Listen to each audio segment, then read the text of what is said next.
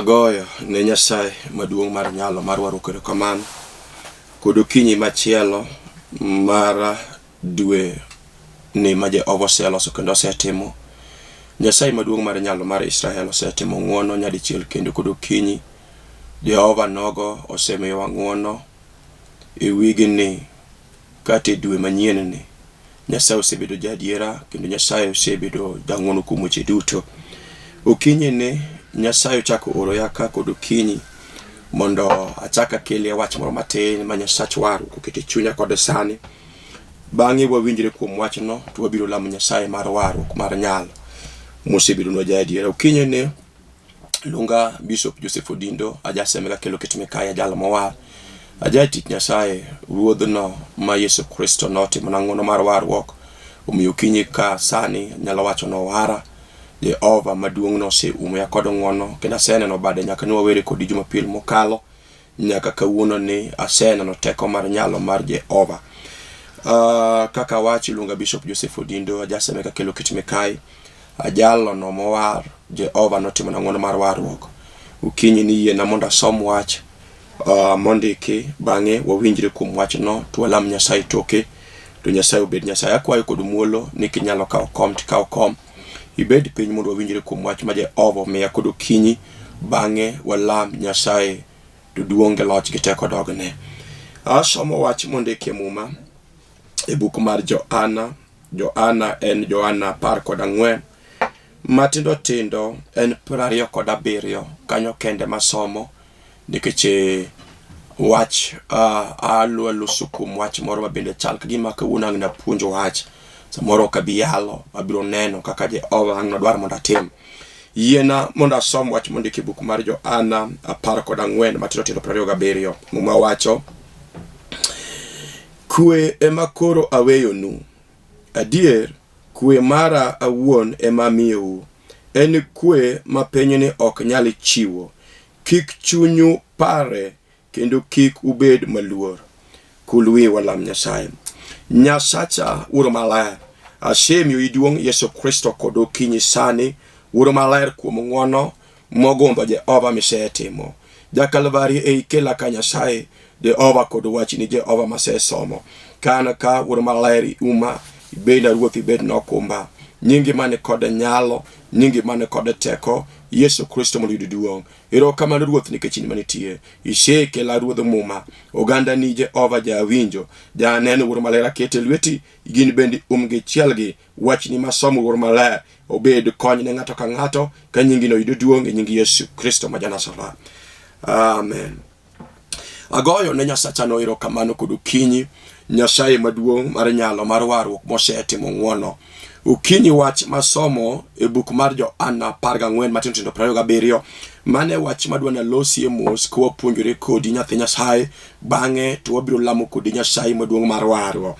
Asomo wach ma Yesu Kristo wuon oloso kod oganda ma jopuonjre ne to wacho ne ginia ni kwe ema koro aweyonu, adier kwe mara awuon ema amiyou, en kwe ma pinyni ok nyal chiwo.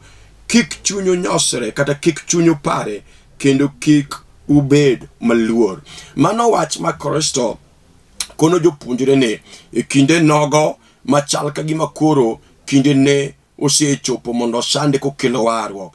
To kono jopuonjre ni koro an gima nyalo weyonu, onge gima chielo madawenu to mak mana kwe mara. To en kwe ma piny ok nyal kelo, en kwe ma onge ng'ama nyalo miyou. To mano e kwe ma an Yesu Kristo asemiyo, ni kwe ema koro aweyonu. Apako Yesu Kristo ahinya. Owacho negi ni an gima ber manyalo weyonu ka koro adok ir wuoro, en mana kwe ma an wuon ema chiwo, ni kwe mara ema miyo. To wacho ni adier kwe mara awuon ema koro asemiyo, en kwe ma piny ok nyal chiwo. To kono genia koro kik chunyu nyosre, kik chunyu koro kik nyosre kata kik chunyu pare kendo kik ubed maluor nikech kisebedo kod kwe mar Nyasaye to koro kibed maluor. Okinyi kawuono sani en Jumapil chal ka gima mogik to bang'e wadhi election. Wadong kod ndalo achiel kende ma en kiny wuok tich, bang'e to wadhi goyo kura kendo wadhi pango line kwa goyo kura.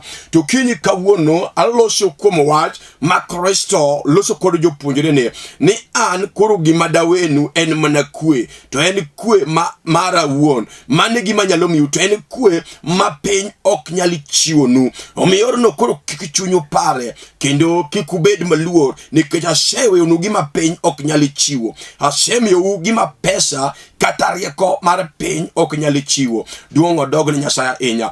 Okinyi sani ang'eyo ni sani ji mang'eny osetimo decision, jok ma kiny gigoyo jok ma gidhi goyo negi kura chieng' tich ariyo. To adwa napar ni wach moro ma Yesu Kristo ma ruodho wargo, Yesu Kristo ma wuon teko nokono jopuonjre ne ka koro weyogi. To wacho negi niya, an koro adhiyo, to gima nyalo weyonu an Yesu Kristo ma nyawuotho kodu en mana kwe mara. To en kwe ma piny ok nyal kelo, en kwe ma kata somo ok nyal kelo, en kwe ma kata rieko mar piny ok nyal kelo, en kwe ma kata jotelo mag piny ok nyal miyo. To wacho negi niya, an koro kwe mara awuon ema miyo. Adier kwe mara awuon ema semiyo, en kwe ma piny ne ok nyal kelo, ok nyali chiwo. Kik chunyu pare kendo kik ubed maluor. Apako Nyasaye ahinya. Wan kikinde manyoji ogoye campaign. Sani koro campaign rumo, wachomo yiero kendo ng'ato ka ng'ato biro pango line kanyo mbolo mondo miyo yier jal ma chunye dwaro mondo yier. Tadwar mondo wachini kod okinyi sani, yiero kibiro yier tich ariyo ma en kiny kende wuok tich. To ka yiero serumo, jirandi midak gono ng'ane podi biro daga daka. Onge tok yiero gima jotelo mwase yiero biro keloni kata gima gibiro miyi. Mak mana ni gima nyoka wang'e ni kwase yiero kata ka kinde makoro wadhi pango line kwa goyo mbolo, ng'eno wadu midago jirani no, mano eno wadu. To Yesu Kristo wacho niya, koro gima an adwa chiwo, gima koro an adwa weyonu en kwe mara an awuon. An kwe ema weyonu kendo en kwe mara awuon. To kwe no en kwe ma piny ok nyali chiwo. Duong' odog ne Nyasaye ahinya. Gima adwa nakwa jopiny, gima adwa mondo mi akwa joluo ma jokonagi, ni nyaka ing'e ni nyaka wabed kod kwe kod jirandi. Kata beno yiero ng'at ma nyoki dwa, nyaka ibed kod kwe kode. Mane gima Yesu Kristo noweyo ka koro dhiyo ir wuoro kosetieko tije mano orege piny ka. To wacho ne ji niya, an koro kwe ema weyonu. Apako Yesu ahinya. Kwe mara ema weyonu, en kwe ma piny ok nyal kelo. Weya wachi ni gimoro kod okinyi sani, iwinjo kata ombulu mwadhi goyo, ombulu no ok nyal kelo kwe. Iwinjo kata jok mwadhi yiero, jogo ok nyal miyowa kwe. To kwe en Nyasaye machiwo. To Yesu Kristo wacho niya, kwe mara makoro ema weyonu, ken kwe ma piny kaachiel kod riekone ok nyal kelo. Iwinjo mama kata isegoyo kura, to ng'e ni jirandi no en jirandi ubiro bedo kode nyaka chieng'. Kendo jirandi no usebedo go kata kinde manyok go kura, nyo en jirandi. Nyo unyalo goyo mbaka kamoro achiel, kendo nyo unyalo loso kupimo wach kaka jirande, kata kaka jok mong'iyo, kata kaka jok osiepe. To adwa ni mondo wachne niya, iwinjo kwe mwasebedo go kanyo election pok obiro, kata kinde mag campaign nyo pok ochopo, kata kanyo pok oyier. Kwe no emomiyo onego wabed go. Onego wang'e ni ka ok wabedo kod kwe, to gik mwajwaro ok nyalo timore. Kendo ka kwe onge, to piny nyalo kethore. E kinde moko machien ne waneno kinde mane kwe onge, ne waji gore e nyuolane kod anyuolane, kabilane kod kabilane. To kiny kod kawuono sani, adwa mondo mi ng'ato fweny ni wan jo Kenya, kendo Kenya en marwa duto. Apako Nyasaye ahinya. Onge jala moro mano yudore Kenya kimakosa, onge kabila moro mano yudore Kenya kimakosa. To ng'ato ka ng'ato mano po konyuole Kenya ka, no nyuol nikech Nyasaye ne dwaro mondo nyuole jala no. Iwinjo kata jirani no, obed kabindi kata ok obed kabindi, ji duto te manie Kenya nigi haki kata gin kod right, kata gin kod ratiro mar dak kamoro amora modwaro. Iwinjo Yesu Kristo kono jopuonjre niya, ni koro anto e kora adhiyo, to gima long'o maber manyalo weyonu en mana kwe. Apako Nyasaye ahinya. Adwaro mondo ng'ato ka ng'ato ing'e ni jirandi no en owadu machiegni. Iwinjo jirandi no en nyaminu kata en owadu, en wuonu kata en minu, en ng'at monigi bedo go machiegni. Election biro, election election kadho, election biro, election kadho. Tiwinjo dongine no kushipni no usebedo go igni adi koro gima timo dichiel kik kel koke kindwa wabedo kod kwe mane gima Kristo noweyo okono jopuonjre ne ya iwinjo kwe mara hai makura weyonu eni kwe mapiny kod rieko mag piny ok nyali chiwo to mane gima kura shemiyo omiyo kik ubed maluor kendo kik chunyo nyosre kik kuparu tadwa mondo ubed kod kwe ekinde ma kwe osebedo ekinde dhako kod dichuo ekinde ma kwe osebedo ekinde jirende ekinde anyuola ekinde osiepe to piny bedo maber gima gologa kwe piny en koso winjruok ekind anyuola gima gologa kwe en koso winjruok kod jirani en koso winjruok kod osiepni okinyi kawuono kelo Nyasaye mano wacho ni koro gima weyonu en mana kwe kende kwe mare ma weyonu en kwe ma piny ok nyal kelo iwinjo kawadhi sego kora tigoyo kora tidoke odi kiketo kwe ma Jehova no wacho ni an koro gima ber manyalo weyo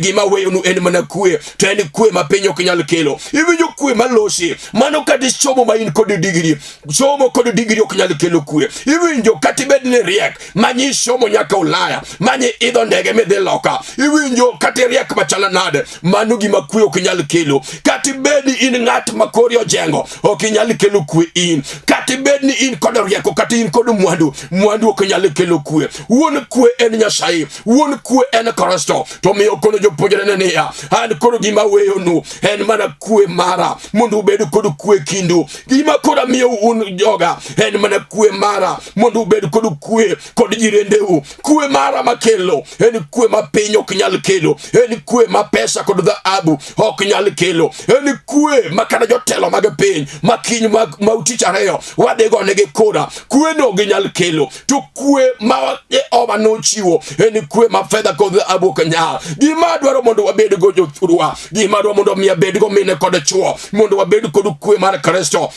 nikech Nyasaye wano ene mojadiera wafweny kuom Nyasaye maja kelo kwe wafweny kuom Kristo manyalo timo nwang'ono Jehova mayiero ng'ato to kwasetimo yiero to waweyo mondo Jehova jok ma Jehova yie mondo wayier jogo mondo tiwa yor Kristo kech Nyasaye en jang'wono Jehova en Nyasaye mar kwe onego wafweny kuom Nyasaye kod okinyi onge gima osekethora ka dhano koni kod kwe onge gima osedhi moba ka dhano kod dhako dichuo kod nyako bedo kod kwe kendegi gima golo kwe kind anyuola ji nyalo goyowa kendo ji nyalo miyo wapogre josiasa nyalo miyo wapogre to ka ng'ato fwenyo ni majiranda ma en owadwa ma en nyaminwa Jehova noketwa kamoro achiel Nyasaye noyie mondo wadag kamoro achiel mondo wabed kod kwe mwasebedo go igni go duto kwe no kik lalanwa kwe misebedo go kod jirandi kwe no kik lal ni mama beda kod kwe Jehova oseyiero jatelo mabiro tiyo koluoro Nyasaye jatelo mabiro tiyo kamiyo wa kwe kaka jo Kenya Nyasaye jang'wono Nyasaye jadiera Yesu Kristo kono jopuonjre ne ya ni koro kwe na maweyonu en kwe ma piny ok nyal chiwo komiyo kikubedo giluoro kata kikuchunyu pare nikijasemi ukwe ang'eyo ni Nyasaye Jehova dhi kelo kwe Kenya toke kwaseyiero kata toke yiero wang'ni wasetamore gimone gitamri mama ne umupugruok mararemo manupugore igni machien ok chak timre kendo wang'ni wabedo kod kwe toke yiero kata kinde mag yiero nikech Nyasaye osechiwo kwe makende owacho mumania an koro kwe mara makelo en kwe ma piny ok nyal kelo kwe mare maseweyonu kwe ne madwani wabedgo Nyasaye ma wuon kwe Jehova osesingo ni onge gima chielo mosemiyowa en mana kwe kende hera mar Kristo kanyo kende monego wasikie hera mar Nyasaye kanyo kende monego wasikie onego wafweny kuom Nyasaye wacho na miu kwe na kende ma ubedgo gima nyaka wafweny ni jirandi meno ibathino mano eno wadu jirandi mani bathino mano en nyaminu jirandi mani bathino mane mamoni kata ene babani wabedu kod kwe mar Kristo nikech kwe kende ma Jehova weyonowa Jehova weyonowa kwe kende owacho ni koro kik chunyu waparara iwinjo mama kata jomokoluo Nyasaye kwe osekelo kwe Kenya gima biro timore onge gima biro timore marach onge Jehova osedagi owache muma kama sombo ni kwe mara kore maweyonu kendo en kwe ma piny ok nyal kelo iwinjo wagol luoro Nyasaye ma wuon kwe ni Kenya. Kenya en mar Nyasaye. Jo Kenya duto gin mag Kristo. Yor no Jehova marwa osesinge wachne kama somo ni kwe mara kore mamiu eni kwe ma piny ok nyal kelo. Duong' odogo ne Yesu ma ruodho warwa. Kwe ma piny ok nyal kelo mani kwe maseweyonu. Omiyo kinyi kawuono wacho niya Jehova ma ruodho kwe Yesu Kristo ma wuono warwa Nyasaye maduong' mar nyalo mara umalwe osesingo no biro miyowa kwe yiero kata tok yiero. Iwinjo kod sani ukinyi sani Jehova dwaro mondo wabed kod kwe nikech en wuono kwe. Iluongo Nyasachi kwe ene mosesingo no biro miyowa kwe. Kendo kinyi kawuono adwaro ni mondo dhako kata dichuo nyako kata vijana wabed kwang'eyo ni Jehova dwaro mondo wabed kod kwe kindowa. Kind jirende onego wabed kod kwe. Kind nyimine onego wabed kod kwe.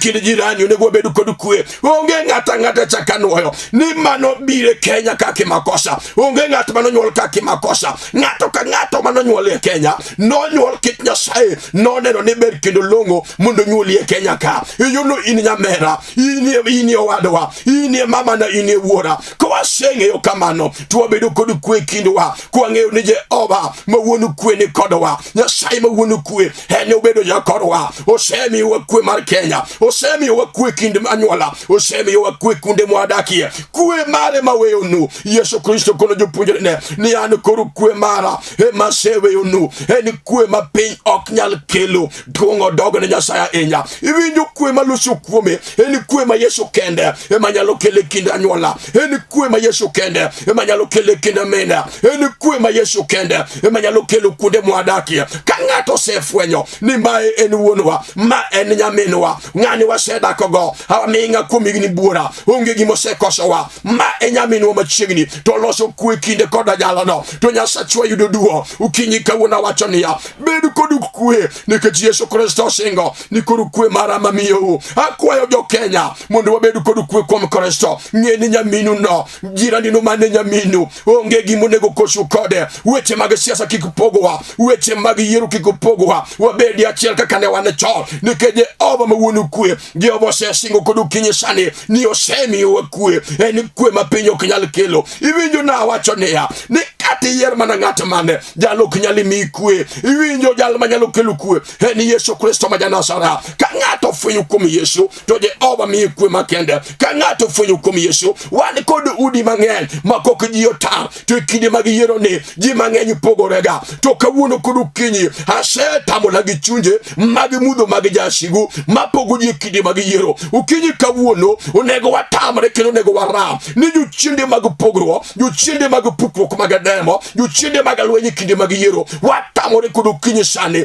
mondo Jehova ma marwa yud duo. Nyasachwa en jaadiera. Nyasachwa no erowa kod lala kaka jo Kenya diera. Wasebedo kod kwe kindwa. Jehova erowa kod lala. Wasedak kindwa kendo kaka jirende ka onge gimosepogowa. Omiyo kinyi kawuono wacho niya Yesu ma wuonu kwe owacho kod ukinyi niya ni kwe mara maseweyonu en kwe ma piny ok nyal kelo. Yesu Kristo ma ruodh kwe, Jehova maratego mara umalwe osesingo kod ukinyi sani nosemiyowa kwe mare. En kwe ma pesa kata in kod pesa e bengi kata nyiriek misomo nyaka loka mano ok nyal kelo ni kwe. Dong' wan gi ji mang'eny man gi pesa mopong'o bengi to kwe otamogi e udi. Jomoko madho nyaka yath mondo mi giyud kwe mar chuny. Jomoko donjo nyaka e kong'o. An gi ji mang'eny maselosogo kipenje nang'o miyo madho kong'o asasa kamano to wacho ni kaluwore kod gik manie wiya aonge kod kwe omiya madho kong'o mondo abed kod kwe. Iwinjo kod ukinyi sani ayelo Yesu ma wuonu kwe jal manowacho ne jopuonjre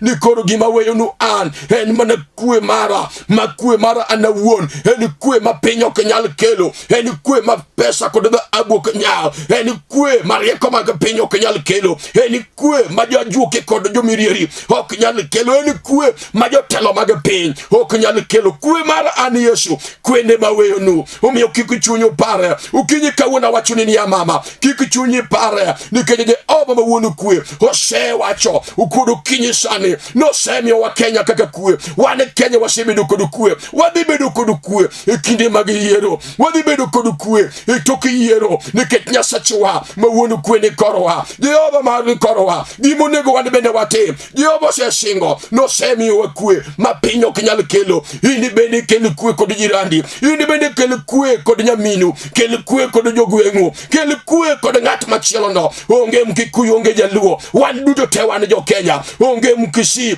onge Moloya, wan duto te wan jo Kenya. Kwasefwenyo kamano, kendo onge ng'ata mabende no yudore Kenya kimakosa, nyaka wafweny kuom Nyasaye ma wuon kwe mondo wadag kod kwe e kinde mag yiero kendo tok yiero. Kik yiero pogowa, apako Nyasaye ahinya, Nyasaye mosemiyowa kwe kuom higni giduto. Jehova pod osingo kendo okinyi sani nosemiyowa kwe ma pesa ok nyal, kwe ma piny ok nyal, kwe ma rieko mag piny ok nyal, kwe ma jotelo mwadhi yiero ok nyal miyowa, to en kende emo nyalo miyowa kwe kod okinyi sani. Mane gima dwa mondo ifweny kuom Nyasaye, Nyasaye ma wuon kwe, Nyasaye maratego, Nyasaye ma janyalo, Jehova manyalo timo ng'wono ne piny mar Kenya. Ukinyi kawuono wacho niya, onego walam ne Kenya mondo Jehova otimonwa ng'wono. Mane wach ma Jehova orago mondo wabed kod kwe kindowa, nikech Nyasaye osesingo kendo wacho ni chunywa kik parre. Iwinjo mama, chunyi kik parre, Jehova osesingo no biro kelo kwe. Onge gima dhi kethore, Nyasaye kwe ni kodwa. Onge gima dhi timore, Nyasaye kwe osesingo. Nosemiyowa kwe ma pesa gi dhahabu kod jotelo ok nyal chiwo. Duong' odogne Nyasaye inya. Apako Nyasaye maduong' mar nyalo mar ono. Nyasachwa en jadiera. Kata ukinyi kawuono sani, iwinjo mama, iwinjo dichuo, iwinjo kijana, kik jo siasa ti kodi marach. Ng'e kawuono kod ukinyi sani ni gal manyi osiepni no pod biro bedo osiepni kinde mag yiero kata tok yiero. Iwinjo kik gimoro kosi kode, nikech gimitimo kuom seche mathin kende en gima ng'ato dhi dakika achiel to nyumo mbolo to dok e ode. Gino kik kosi kod owadu manyusebedo go igni 20, manyusebedo go igni 3, kata musebedo go iga achiel. Osiep mar manyoni kindu, osiep no mondo siki, mondo kwe ma Jehova osingo mondo chopo kara. Owacho ni chunyu kik parre. Iwinjo mama, wang' ni to Jehova osekelo kwe e piny Kenya. Nyasaye osekelo kwe. Wang' ni nyowaramo nyowadagi kaka jotich Nyasaye nyowariwora monyowawacho niya, e piny mar Kenya wabiro bedo kod kwe mar Kristo. E piny mar Kenya wabiro bedo kod kwe kinde wajirende. E piny mar Kenya wabiro bedo kod kwe kinde kabinde duto, nikech wan duto kata bende wawacho dhok mopogore opogore, to wan duto wan jo Kenya. Jo Kenya duto gin mar Kristo. Kristo en mar jo Kenya. Jehova oherowa kod lala. Wabed kod kwe mar Nyasaye mondo Nyasaye obed Nyasayewa. Jehova oiko gik mabeyo ne pinywa mar Kenya. Nyasaye oiko gik mabeyo ne anyuola mag Kenya. Jehova oiko gik mabeyo ne kabila duto te manie piny mar Kenya. Nyasaye oherowa kod lala. Omiyo osingo kod ukinyi sani ni kwe mare mamiu en kwe ma piny ok nyal kelo. Iwinjo kwe ma Jehova okelo en piny ok nyal keli. Kwe ma Jehova okelo en kati somo michopin kod digri to ok nyal kelo kwe no. Iwinjo kati bed ne roya, kati in kijana maneno ka in kod bedi badi otimo jenga, kwe ma ok nyal kelo kod badi motimo jenga no. Kata kuri obaro daraja ok nyal kelo kwe de chuo. Ng'at ma kelo kwe en Yesu Kristo. To kosemiyowa kwe, wan bende watimo korwa. Gimonego tim kaka dichuo, gimonego tim kaka kijana, gimonego tim kaka ja Kenya en in bende nyaka bed kod kwe kod jale medako go. Bed kod kwe kod jirandi, bed kod kwe kod kabila mora mora manie Kenya. Ka wang'eyo duto ne wan jo Kenya. Election biro kadho, yiero biro kalo. Nyamiru midago no en biro siko kod nyaka chieng'. Jirandi midako go no usekonyuri yo achiel kata yor ariyo. Omiyo yiero kik pogowa. Nyasaye ma wuoro kwe osesingonwa kod ukinyi sani no biro miyowa kwe. En kwe ma piny ok nyal, en kwe ma pesa kod dhahabu ok nyal. Iwinjo kata nyomi pesa mondo itim yiero kama kare mondo itim kama, pesa no ok nyal kelo kwe. Gima nyalo kelo kwe en Yesu Kristo mar wuodh kwe. Iluongo Nyasaye kwe. Jehova no mosesingo no biro miyowa kwe ma piny ok nyal. To singo kendo wachonwa niya, koro chunywa kik parara kendo kik wabed maluor, nikech osesingo no biro miyowa kwe. Iwinjo kik chunyi pare mama ni tok election biro bedo nade. Nyasaye osesingo no biro miyowa kwe ma piny ok nyal. Iwinjo kik bed maluor ka oparo election machien. Jehova osinge igane ne Jehova biro miyowa kwe ma piny ok nyal chiwo. Jehova biro miyowa kwe ma fedha gi dhahabu ok nyal. Wan bende watimo korwa. Nyasaye maduong' mar nyalo, osana ma Kalvari, Yesu Kristo ma Ruodhwa warwa, osesingo n'oganda mag Kenya nosekelonwa kwe.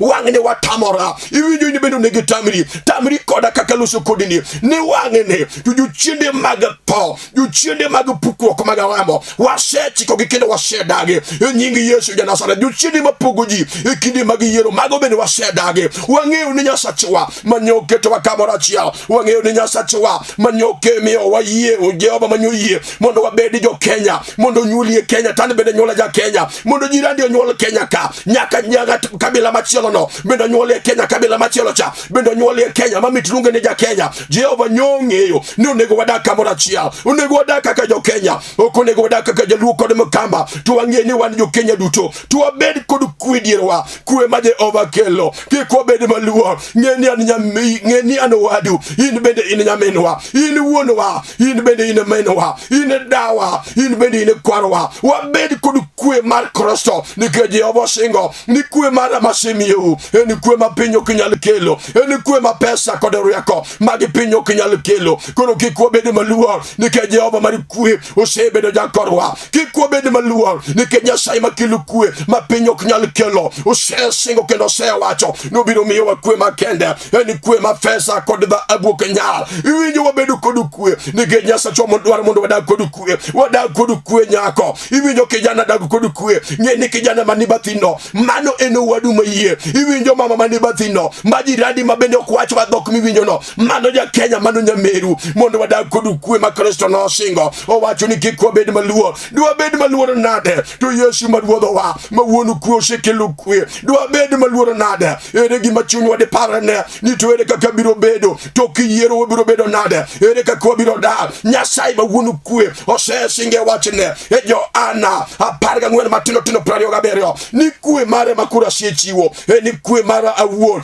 ni kwe mapinyo kinyal kelo omiyo koro chunyu kiko paraya kendo kikubedi maluor ni kichane Nyasaye kwe asemi ukwe gima dwa mondo wange ni Nyasaye osemi wakwe kaka jo Kenya wabiro yiero Jehova seyero jal mabiro bedo jatelo mar Kenya Jehova seyero jal mabiro bedo telo mamoko mopogoregi to gima nyakwange ni nyako bedo kudu kwe kaka jo Kenya nyako be kwangeyo ni macha nyamera ma enowadwa ma enwonwa ma enemenwa to wabedo kudu kwe kaka jo Kenya nike Nyasaye maratego maranyalo Nyasaye mara uma ukinyi kawuono sani adwa monda kaw muda malach matin mondo walame ene penye mar Kenya adwa rugin bene community wadwa lamo Nyasaye mari kwe Jehova manyalo kelo kwe na piny mondo mi wakwe kaka Kenya ikinde makudo ngina lachiel kinyukti tichario wachomo yiero wadwa Nyasaye mondo kel kwe Kenya wadwa Nyasaye mondo mi wakwe mapinyo Kenya wadwa mondo Nyasaye ukel kwe kindo wakaka nyola ukel kwe penyo kindo wakaka jo Kenya ukel kwe kindo wa kaka kabindi duto manie Kenya wangene wane jo Kenya to jo Kenya duto te gin gimoro achiel Nyasaye maduong' mane nyalo no onego timnwa ng'wono yiena mondo lam kodi Nyasaye adwa mondo igo chonge piny walam kodi kwa yie ni Nyasaye mar kwe Jehova mane nyalo gimiyo wakwe kinde mag yiero nyaka tok yiero wadhi dak kaka wadak chon bende wadhi bedo kod kwe moloyo kaka nyowa nigo chien ni nikech Nyasaye mar kwe osesingo ni kwe ne mosemiyowa kendo kwe ma piny ok nyal en kwe ma pesa ok nyal omiyo osingo dwaneya kik wabed maluor nikech osemiyowa kwe kik chunywa pare nikech osemiyowa kwe Nyasachwa mondo tim maber yie mondo walam kodi Nyasaye go chongi mondo walam kodi Nyasaye ma jakel kwe mondo kel kwe Kenya Nyasacha kende wonwa wuro maler Nyasaye ma ono ero kamano ja Kalvari osana nogo ma Nazareth ukinyi kawuono ne baba Jumapil ni Jehova mar Israel wadong kod odiochieng' achiel kende men kinyi wuok tich Nyasache muma mondo wadhi yiero ja Kalvari Nyasaye maduong' yaye jotelo in kinde miyiero baba jo Kenya giduto gin magi Nyasaye maduong' mar nyalo Kenya en mari jo Kenya gin magi Nyasaye mawuonu kwe yaye Jehova miwa kwe makende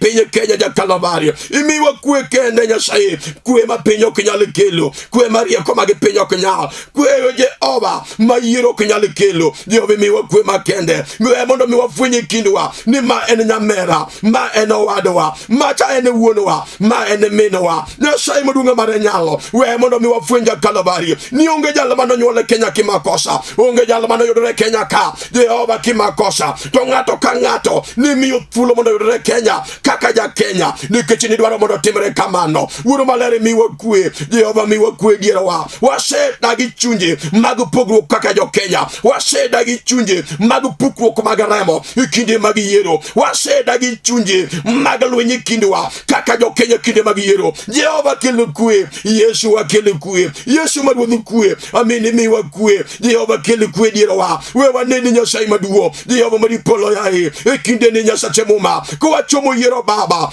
miwa kwe makende. Jehova toki yiero ruodho lwe, Yesu miwa kwe makende. Wageno kumi ja Kalvari unge jalo machilu wageno mak mana ini kendi ruodho Israel. Omiyo Nyasaye maduo wan karwa marikio wachungu malo Jehova mondo waneni Nyasaye maduo kimiyo wakwe misea singo nisemi wakweni koro chunyu wakike pare kendo kikubabedu waluo nikijisheke lukwe makende. Ero kamano ruodho muma we mondo wachini ochopo kara lu wachini Nyasaye jalo majalo wachine mondo wachini ochopo kare duonge lot geteko mondo yudi duong Nyasaye nikijisheti monwa kendi shelu wachini mondo wachini ochopo kare mana kumiye enyingi malaya enyingi Yesu Kristo nogoruodwa. Amen. Agoyo ne Nyasache erokamano. Nyasaye maduong' mar nyalo mar warruok iluongo Nyasaye mar kwe. Adwa mondo awachni kod sani mondo ing'e ni jirandi no en owadu, nyako no en nyaminu, mama no en minu, moro ni bende en wuonu, macha kwaru, macha dau. Bed kod kwe. An owadu, in nyaminwa, Nyasachwa mondo miwa kwe. Wafweny ni Nyasaye mar kwe osekelo kwe Kenya. Wago kura kwang'eyo ni Nyasaye osetimo yiero. Nyasacha mondo gwedhu. Iluonga Bishop Joseph Odindo. Ajaseme ka kelo kitime kae. An wuod mosenindo Bishop Patrick Odindo ma wuod chuodho ma jaseme ka kelo kitime kae. Mama na Helen manyaka Julu, Jehova mondo gwedhi ka in piny seme kanyo. Waradi Jumapil manyien. Watim yiero e yor kwe. Nyasach kwe mondo miwa kwe kaka jo Kenya. Nyaka Jumapil manyien. Shalom. Amen.